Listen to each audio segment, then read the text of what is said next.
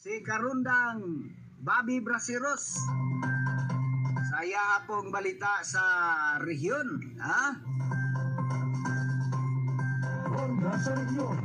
Namatod pa, DSWD, mitabang sa mga friend rescued sa Tagum City.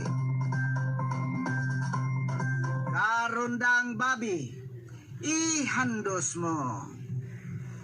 5 ka kanhi rebelde ang nakadawat og cash assistance samtang laing 5 pa ang malampusong napailalim sa profiling atol sa pagpatuman sa Sustainable Livelihood Program SLP sa Department of Social Welfare and Development DSWD nitong Enero 5, 2025. 2026 ang turnover og profiling nga kalihok ang gipahigayon sa provincial capital sa Barangay Mangkilam, Tagum City, di mangunahan ni DSWD Project Development Officer 2 Jeneline D. Anquera, mitangog isip representantes 18 at N pa ni Makatao Batalyon si Corporal Isagani B. Monte Alto, Philippine Army Civil Affairs Non-Commissioned Officer.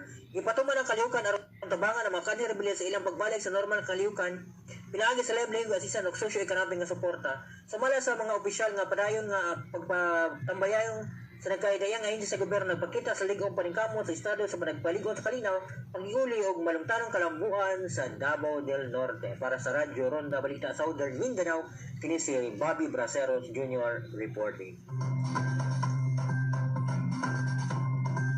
Okay, daghang salamat Karundang Bobby Braceros.